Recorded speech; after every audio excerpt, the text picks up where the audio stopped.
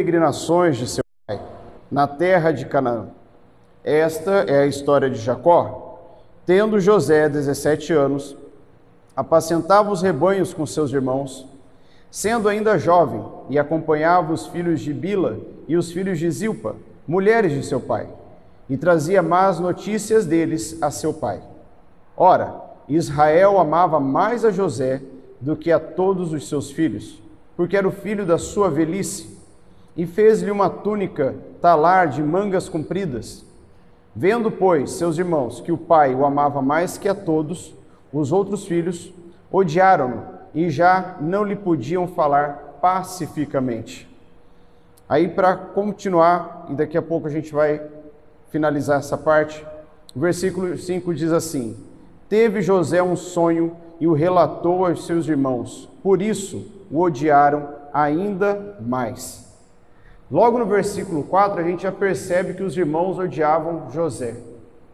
Era o filho mais novo, era o filho da velhice de Israel, de Jacó, e tinha um agravante ainda. Ele voltava e dizia: olha, os irmãos mais velhos estão fazendo isso, os irmãos estão fazendo aquilo, estão deixando de fazer isso. Então os irmãos já tinham uma certa birra. Mas quando é que aumenta esse ódio, esse rancor dos irmãos por José? Quando o pai faz uma túnica colorida e dá de presente apenas para José. E uma roupa colorida naquela época era de um custo muito alto, porque até conseguir tecido havia uma demanda muito grande ali e havia um custo muito alto. E aí eles pensaram: poxa, mas o que tem de José tão especial que só ele merece uma roupa colorida e a gente tem que usar essas roupas aqui básicas, cores únicas. A gente não sabe quem é quem se for olhar pela roupa. E aí o ódio vai aumentando cada vez mais. Quando José conta o sonho dele, então, os irmãos ainda dobram o ódio que eles têm por José. Se a gente pegar esse versículo 5, a gente tem que prestar atenção num ponto bastante importante. Claro que não é o que envolve toda a história, mas para quem é que eu e você estamos contando os nossos sonhos? Será que nós estamos falando com as pessoas certas? Será que nós estamos abrindo nosso coração com quem realmente precisa ouvir? Ou a gente está abrindo o nosso coração e contando o nosso sonho para qualquer pessoa? E lembre-se, nós vamos encontrar 3 tipos de pessoas durante a nossa vida.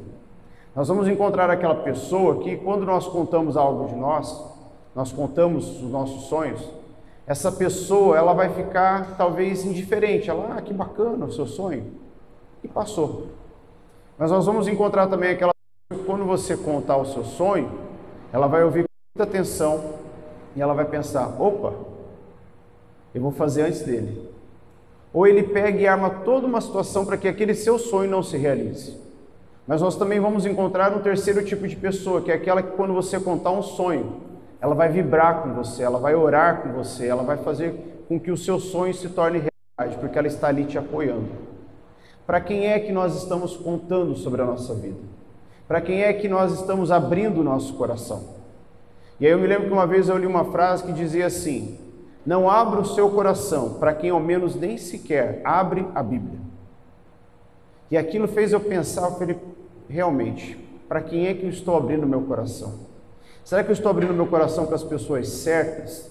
Para aquelas pessoas que realmente vão me dar um impulso, que vão me apoiar, que vão estar ali vibrando com a minha vitória, que vão estar ali vibrando com os meus sonhos, que vai estar me apoiando, me encaminhando? Ou eu estou abrindo o meu coração para as pessoas erradas? Nesse momento, a gente entende que José ele não deveria ter contado o sonho, se a gente for pegar por essa visão, por essa ótica. Mas veja só, aqui, quando José conta o sonho, tudo estava sendo preparado, estava sendo já encaminhado com José. Passe algumas páginas para frente, vamos lá para o capítulo 39, a partir do versículo 21 e 23, 21 a 23. Aqui mesmo em Gênesis, capítulo 39, 21 e 23. Aqui vai falar sobre a importância da honestidade. Olha o que diz o versículo 21. O qual confiou nas mãos de José todos os presos que estavam no cárcere, e ele fazia tudo quanto se devia fazer ali. E nenhum cuidado tinha um carcereiro de todas as coisas que estavam na mão de José, porquanto o Senhor era com ele, e tudo que ele fazia, o Senhor prosperava. Aqui a gente já tem uma parte mais avançada da história de José, que é quando José ele vai para o Egito, e daí na casa de Potifar, ele é acusado pela esposa, e aí ele vai acabar sendo preso. Mas em nenhum momento a gente vê José batendo de frente com as pessoas, discutindo ou relatando alguma coisa que não era conveniente. Ele estava ali porque ele sabia qual era o papel dele. E o papel dele era de confiar no Senhor. E aí a segunda pergunta que eu faço para você: você tem colocado a sua... Você tem tido fé naquilo que Deus fala para você, naquilo que Deus deixou escrito para nós através da sua palavra? Porque enquanto nós não tivermos essa fé, nós não tivermos esse conhecimento de quem nós somos no Senhor, a gente vai ficar patinando, a gente não vai avançar na nossa vida, nem na vida pessoal, na vida espiritual, profissional, na vida amorosa, porque nós não estamos confiando plenamente no Senhor. E veja que quando José confia no Senhor, em todos os momentos que vieram agravantes sobre ele, os versículos seguintes dizem: mas o Senhor estava com José. No capítulo 41, versículo 40, a gente tem o relato de José com o faraó. E olha só o que faraó diz para ele no versículo 40. Administrarás a minha casa e a tua palavra obedecerá todo o meu povo. Somente no trono eu serei maior do que tu. A integridade de José, a honestidade de José fez com que ele fosse alcançado pelos olhos do faraó. Mas veja que não acreditava no Deus de Israel, é porque ele estava na presença do Senhor. E isso faz nos entender que, mesmo que nós estejamos próximos de pessoas que não sirvam a Deus, mas tenham certa autoridade, tenham um certo poder nas mãos, se eu estiver vivendo na presença do Pai e fazendo tudo o que é correto, essas pessoas vão ver em nós a honestidade. E não é porque talvez eu fui honesto com a minha mãe, eu fui honesto com meu pai, mas é porque eu estou sendo honesto com o Senhor. Porque é uma grande diferença de eu estar sendo honesto da boca para fora, mas também é uma grande diferença de eu estar sendo honesto com o Senhor. E eu dei essa introdução na história para a gente poder chegar ao ponto principal da mensagem dessa noite, que é o perdão. Porque todas as vezes que a gente pega a história de José, a gente tem essa parte dele ascendendo ao governo do Egito, tendo esse poder nas mãos, mas a gente também não pode esquecer nunca sobre a questão do perdão que há na história de José. Não sei se há algum personagem que talvez tenha tido um perdão maior do que ele com as pessoas, a não ser que Jesus. Mas quando a gente olha para a história de José, a gente entende que o perdão, ele tem um poder enorme de restaurar.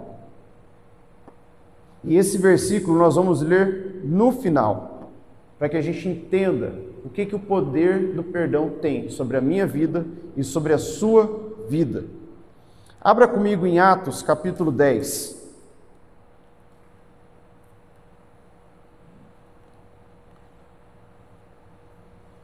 Atos capítulo 10, versículo 43. Para a gente entender um pouquinho mais sobre perdão, o perdão divino, ele requer algo sobre as nossas vidas. Ele requer arrependimento e fé em Jesus Cristo. E Atos 10, 43 diz assim: dele todos os profetas dão testemunho de que, por meio do seu nome, todo aquele que nele crer recebe remissão de pecados. Aqui é o primeiro ponto que eu quero que você deixe bem guardado. Todas as vezes que você perdoa, você recebe a remissão dos seus pecados. Porque você está perdoando. E não há algo mais fantástico na vida do ser humano que talvez não seja o perdão. Porque o perdão, a falta do perdão, na verdade, ele acarreta sérias consequências para as nossas vidas. É como aquela pessoa que trabalhou durante 20, 30, 40, 50 anos na lavoura, pegando peso, mas nunca pegava o peso de forma correta. E aí, quando ele chegou lá nos seus 50, 60, 70 anos, ele tem dores fortíssimas na coluna, tem dores fortíssimas nas pernas. Mas você olha para ele e fala, mas veja, um homem forte, uma mulher forte, mas a coluna dele foi toda arrebentada porque ele não fazia aquilo de forma correta. Quando eu não faço o perdão de forma correta, eu penso que eu vou vivendo, vai chegar um ponto que aquela falta de perdão, ou a falta de viver o perdão da forma mais sublime, que é a que o Senhor Jesus nos ensina, vai me acarretar sérios problemas na minha vida física e na minha vida psicológica e também na minha vida espiritual. Quando eu não perdoo, eu estou carregando um peso desnecessário sobre as minhas costas. Eu estou fazendo com que eu viva de uma forma miserável. Sabe aquela pessoa que ela tem condições de ter uma vida confortável, mas ela não troca o sofá da casa dela? Por quê? Porque ela vai gastar com o sofá. Deixa esse sofá duro, velho, rasgado, ainda me comporta aqui. É aquela pessoa que tem lá a sua casa e ela está caindo aos pedaços, mas ela tem condições financeiras de fazer uma reforma para que ela possa ter um pouco mais de conforto. Quando eu e você não perdoamos, nós estamos fazendo isso porque nós temos essa condição de ter uma vida plena no Senhor Jesus. Uma vida plena diante do Pai, ao lado dele. Mas a gente está desprezando todos os recursos que o Senhor nos dá para que a gente possa ter essa vida plena. E quando eu falei para vocês sobre quando nós sabemos o nosso propósito, e isso importa muito, porque quando José soube do propósito dele, isso fez toda a diferença na vida dele. E aí eu quero pontuar com os irmãos o que faz na minha e que impede nós de sermos perdoados por Deus. Abra a sua Bíblia em Mateus 6,15.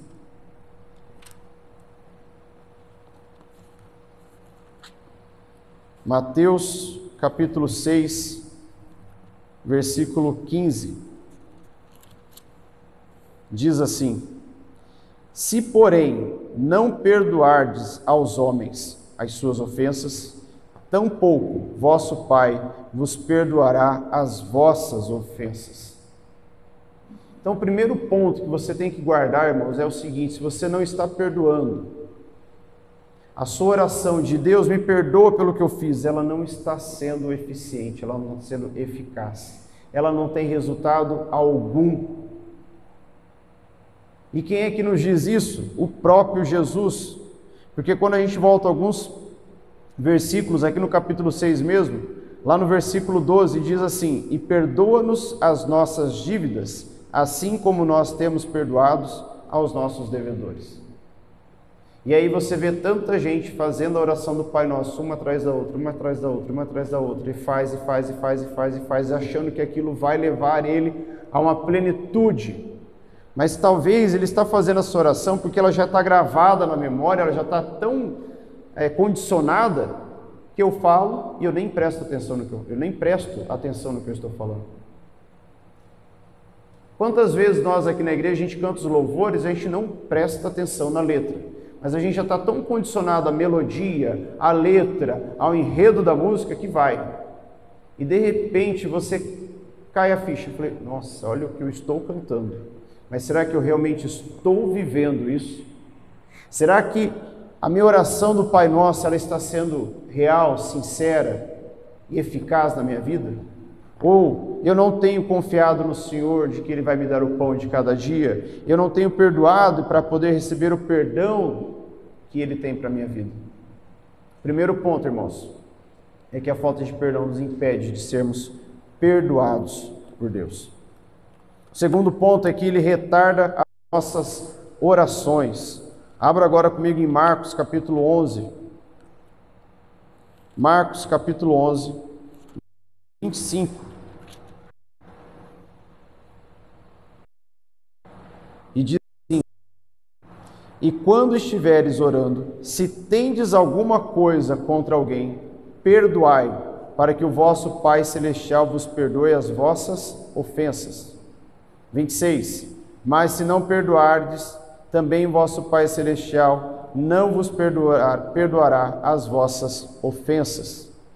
Então, irmãos, se eu não perdoo, mas eu venho no culto de quarta, eu venho no grupo de intercessão, eu vou na irmã que ora, que é a irmã do coque, que tem muita gente que critica, eu vou lá na igreja, tá? Eu faço uma campanha de 7 semanas, eu faço a novena, não sei do que, mas o meu perdão não está sendo efetivo para as pessoas que me ofenderam. Eu tenho uma péssima notícia: você só está gastando tempo, você só está gastando a sua voz. É como aquele professor que vai dar aula e de repente a turma fica toda agitada, ele quer vencer todo mundo no grito. Aí ele não entende depois, quando ele chega lá nos seus 40, 50, 60 anos, que ele começa a ter um pouco de surdez, mas não é porque ele ouvia música muito alta, mas é porque ele não fazia nenhum aquecimento vocal quando ele ia dar aula, assim, não, quanto mais eu gritar, mais eles vão me obedecer. Quem disse isso? Quem disse que a obediência vem pelo grito? Então, quem é que diz que a minha oração fervorosa, ela vai funcionar porque eu oro fervorosamente? Porque eu salteio em cima do altar, eu pulo, eu faço tudo o que tem que fazer. Nada disso vai resolver. Se não há um perdão sincero no teu coração, diante das pessoas que te ofenderam, você pode ficar orando de ponta cabeça, você pode sair dando piruletas dentro da igreja, que não vai adiantar nada, não vai resolver nada. Você pode vir todos os dias na igreja, mas não vai resolver nada, porque a sua oração não está tendo resultados. E aí eu me lembro da história que minha mãe sempre contava, que uma mulher, uma história fictícia, uma mulher, todas as vezes que ela ia para a igreja, ela colocava um grão de milho num pote na frente da sua casa. E aquele pote já estava transbordando de milho, porque aquilo ali era para ela poder mostrar para a vizinhança: eu sou uma mulher religiosa e vou à igreja todos os dias. Mas um certo dia ela se arrumou e foi para a igreja e esqueceu do grão de milho. E aí ela sofreu um acidente e morreu. E como nas histórias fictícias, quando ela chegou no portão do céu, eu não lembro quem que é que fica no portão do céu. É Pedro? São Pedro que eles falam, né? Que tem as chaves da porta do céu. Diz que Pedro recebeu ela, olhou e falou assim: só não vai poder entrar não.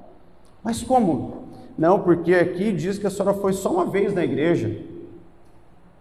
Não, manda um anjo lá na minha casa, tem um pote lá cheio. Ela falou: não, que lá a senhora fez só para mostrar. A única vez que a senhora foi hoje, ó. E na volta a senhora sofreu um acidente e está aqui na minha frente agora.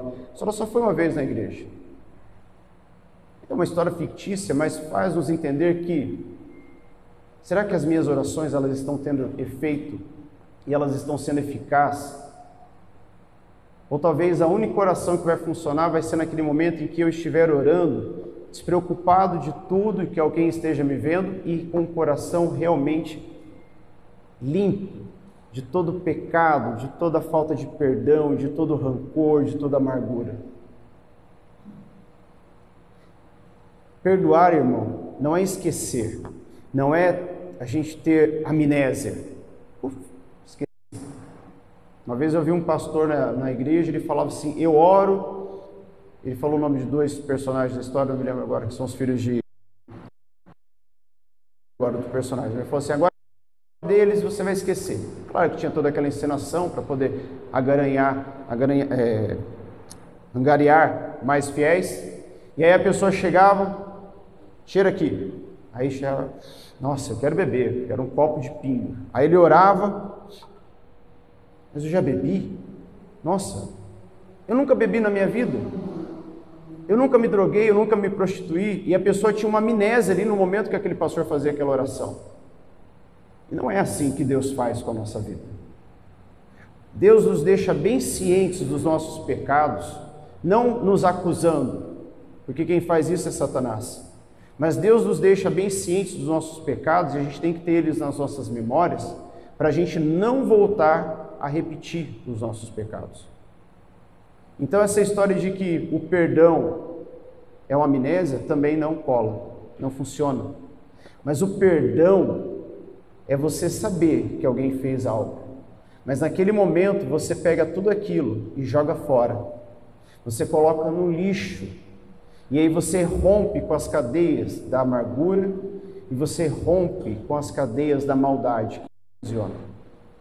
Porque quanto mais eu vou retendo aquela falta de perdão, quanto mais eu vou alimentando, nossa, mas aquela pessoa me fez isso, olha o que ela me falou, olha o que ela fez lá 20 anos atrás, você vai alimentando aquilo vai enraizando no seu coração a tal ponto que o coração morre. Assim como uma flor que é sufocada pelos espinhos, não consegue florescer, assim é o meu e o seu coração que fica aprisionado pelas raízes de amargura e de ódio, de rancor, por causa da falta do perdão. E tudo isso, irmãos, vai retardar as respostas de oração. Pense bem, há alguém que você precisa liberar perdão? Libere. Lembre-se que perdão não é sentimento. Quando eu sentir no coração, eu vou lá e perdoo.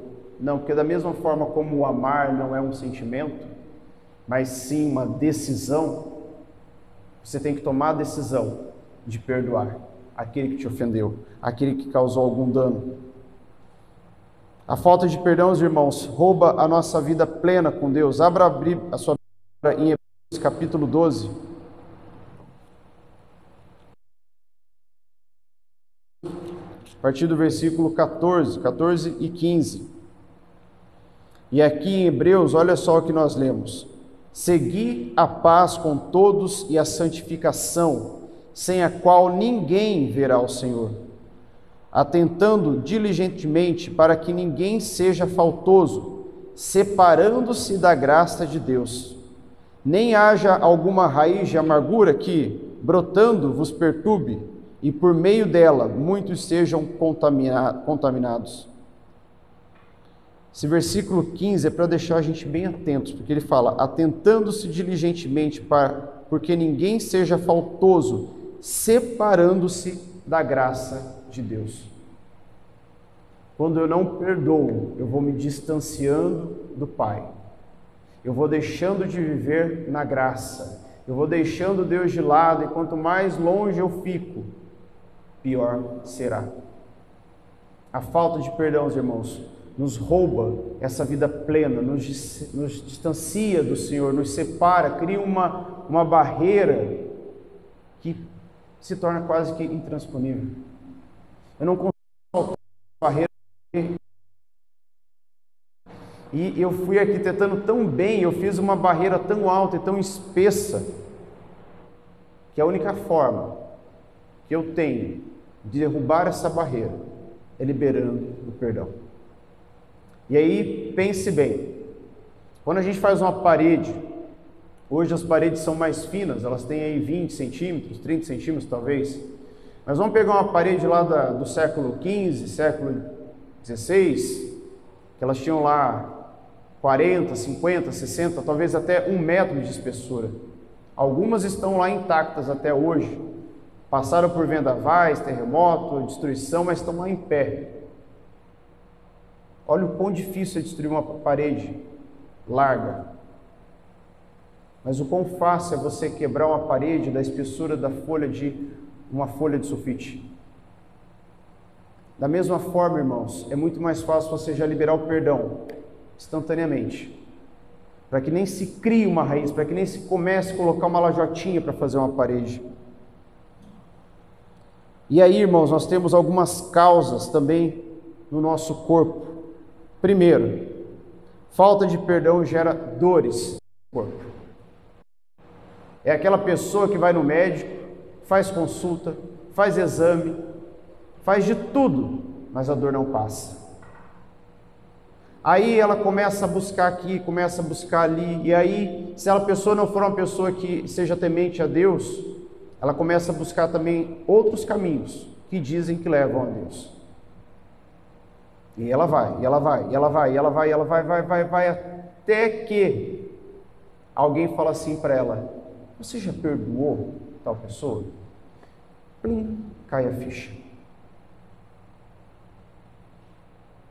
Essas pessoas que não buscam de forma correta no Senhor o que está acontecendo, vivem uma vida desgastante, uma vida cansativa. O que gera também no nosso corpo? Reações alérgicas. É aquela coceira que começa a dar na mão, dar no pé, dar no cotovelo. Tem uma reação alérgica que ela fica com pontinhos rosas.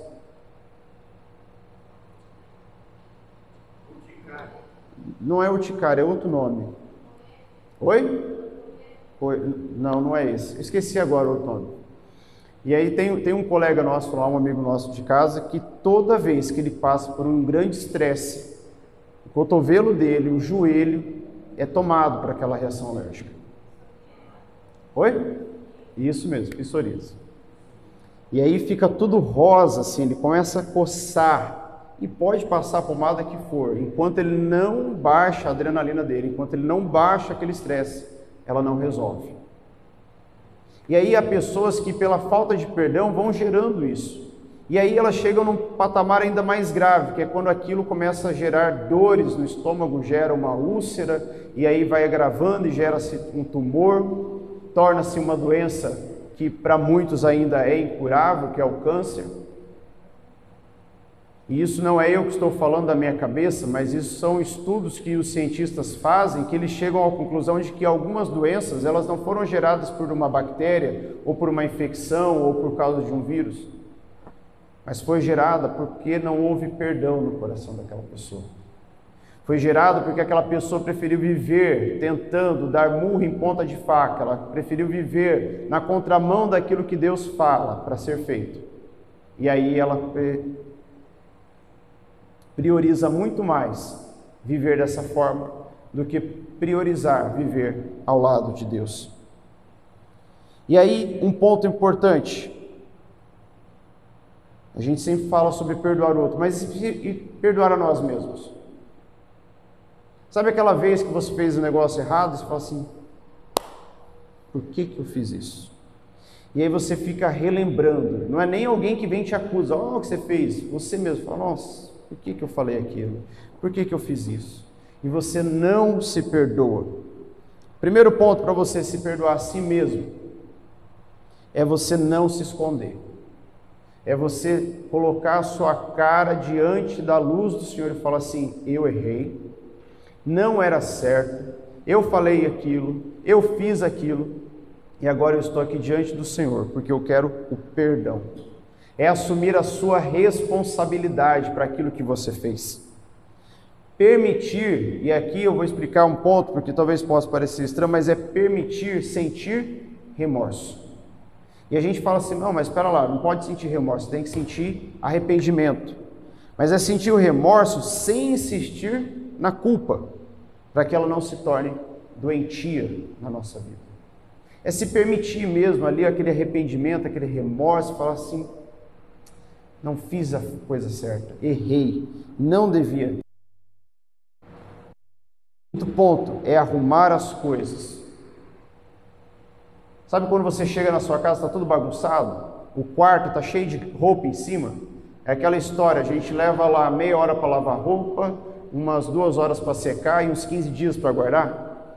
Aí quando você chega na casa da pessoa, a cama dela está com mais roupa em cima da cama do que dentro do guarda-roupa. Mas quando você arruma a sua casa, não dá uma sensação gostosa, uma sensação de bem-estar? Tudo arrumadinho, limpinho, cheiroso, organizado. Você não tem nem vontade de sujar um copo depois que você lava a louça. Só de colocar a mão assim e beber na mão para não sujar nenhum copo, porque está tudo limpinho. Não quero nem fazer o almoço, eu vou pedir uma marmita e vou comer a marmita dentro da Marmitex para não sujar nem prato. E se puder vir um talher de plástico, melhor ainda, porque eu não quero sujar. Eu coloco aquele lençol estendido, cheiroso, perfumado, que passou amaciante. Aí a primeira vez que você deita até assim com cuidado, que eu não quero amarrotar. Mas vai passando os dias, depois você se abre na cama. Não é gostoso? Então, da mesma forma como é gostoso em casa, é maravilhoso eu arrumar a minha vida e o meu coração diante do Pai. É eu arrumar as coisas. E aí o último ponto, que se chama renovação. É se renovar todos os dias diante do Senhor. Eu errei, mas eu não vou permanecer nesse erro. Eu vou organizar as coisas. Eu falei o que não devia? Falei, mas hoje eu me arrependo e peço perdão às pessoas, perdoo aqueles que me falaram alguma coisa, que me ofenderam, que praticaram alguma coisa ruim comigo. Eu me perdoo por tudo aquilo que eu fiz. Agora eu estou organizando a minha vida e eu vou me renovar diante da palavra do Senhor. Lendo ela todo dia, se colocando na presença do Pai. Não é lendo a Bíblia quando projeta aqui no telão. Não é lendo a Bíblia quando eu venho na igreja, daí eu trouxe, hoje eu vou ler. Ou, não, hoje eu tenho que fazer um devocional, vou ler lá um versículo. E passa ali 1, 2, 3 dias. Não, é ler todo dia, insistentemente, ao ponto de que você não consiga sair de casa sem ler a palavra, sem pegar a sua. Não tem aquela. Um irmãozinho esse dia, um pastor falou assim: você tem que fazer a tática do chinelo. Você pega o seu chinelo, coloca debaixo da cama, pega o seu celular, coloca em cima do chinelo debaixo da cama. De manhã, na hora que você for acordar, você vai ter que ir lá debaixo da cama para desligar o celular. Aproveita que você já está de joelho e faz uma oração. Era a tática que ele ensinou para que os irmãos pudessem orar logo de manhã. Talvez seja necessário que eu faça isso. Porque quantos de nós, o celular desperta, eu desligo, volto a dormir lá um pouquinho, e aí quando eu vejo eu tenho que acordar pulando, atrasado, e eu não leio a Bíblia, eu não faço uma oração. Não, mas eu faço oração no trajeto até o trabalho, eu tenho lá 5, 10 minutos, então eu faço uma oração rápida ali, e aí pronto, check, fiz a oração da manhã. Aí eu vou, faço todo dia, passo todo dia, nossa, não, eu orei, não, mas eu vou orar agora à noite, porque me ensinaram que antes de dormir a gente tem que orar. E às vezes você está tão cansado que daí você faz aquela oração: Senhor nosso Deus, eu te peço, abençoa Deus, abençoa. Aí você começa a misturar as palavras. Ou quando você vê, você dorme e você não terminou a sua oração. Se renovar, cada dias, deixar as coisas menos importantes para depois e pegar a mais importante de todas, que é a sua vida com o Pai. E aí, para finalizar, irmãos, abra comigo em Efésios, capítulo 4. Efésios, capítulo 4, versículo 32.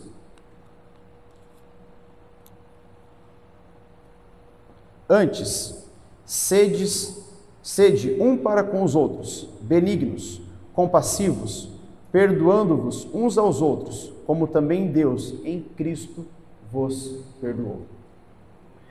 Esse é o versículo para a gente fechar e entender que nós precisamos perdoar uns aos outros as ofensas que são cometidas. E nos perdoar também, para que a gente alcance a vida plena ao lado de Deus. Amém? Convido você a se colocar de pé e estar no seu coração o entendimento de que você precisa liberar perdão para alguma pessoa, ou talvez você precisa liberar perdão para si. Eu fecho seus olhos e dou esse tempo para você. Mas eu não lembro. Peça ao Espírito Santo, que o Espírito Santo vai te trazer à memória o perdão que você precisa liberar agora. Não é daqui a pouco, não é amanhã, é neste momento. Nós te louvamos, nós te agradecemos por essa noite, pela Tua palavra, Pai, que nos traz o entendimento do perdão verdadeiro. que nos traz o entendimento de termos uma vida eficaz com o Senhor, Pai. Queremos te pedir perdão, Pai, por todas as vezes que nós não liberamos perdão, por todas as vezes que nós não nos perdoamos as coisas que nós mesmos fizemos contra nós ou contra outras pessoas. Deus, que a Tua graça, Pai, o Teu amor e a Tua misericórdia venha sobre as nossas vidas nessa noite, Pai, no nome de Jesus. Senhor Deus, eu oro pela minha vida, eu oro pela vida dos meus irmãos. Senhor Deus, eu oro por aqueles que vão assistir essa ministração também depois, Pai. Deus, se há algo em nossas vidas, se há algo dentro do nosso coração que nós necessitamos, Pai, de liberar o perdão, e que nós talvez já tenhamos esquecido, Pai, mas nós não liberamos o perdão no momento, Pai, eu te peço em nome de Jesus, Espírito Santo de Deus, venha nos trazer a memória, venha nos lembrar de cada detalhe, se for necessário, nós possamos dizendo, olhando nos olhos delas, eu te perdoo pelo poder que o Senhor Jesus tem sobre a minha vida. Eu te perdoo no nome de Jesus. Pai, se o perdão é para mim, que eu possa me colocar, Deus, diante de um espelho e olhar no fundo dos meus olhos e dizer, eu me perdoo. Eu te perdoo, Rafael. Te perdoo por tudo aquilo que falei, por tudo aquilo que fiz. Mas, Pai, que nós possamos ter esse perdão, Pai, genuíno, sincero, diante do Senhor. Pai, que as nossas orações, elas cheguem até a Ti, Deus. Que a nossa vida, Pai, seja plena e ao Teu lado, uma comunhão, Senhor Deus, constante. Senhor Deus, que não seja uma vida de momentos, mas seja uma vida, Senhor Deus, de plenitude, Pai. Seja uma vida constante, Pai. Uma cadência, Senhor Deus, que nos faça, Senhor Deus, chegar até o dia que o Senhor voltará para nos buscar e levar para a Tua glória. Pai, essa é a minha oração nessa noite, Deus. Minha oração pela minha vida, Pai, pelos meus irmãos que estão aqui, por aqueles que estão em casa. Que todos nós, Senhor Deus, tenhamos e que liberemos, Pai, o perdão necessário a todos e a nós. E que o Senhor Deus possa nos alcançar com a Tua misericórdia, Pai. No nome de Jesus.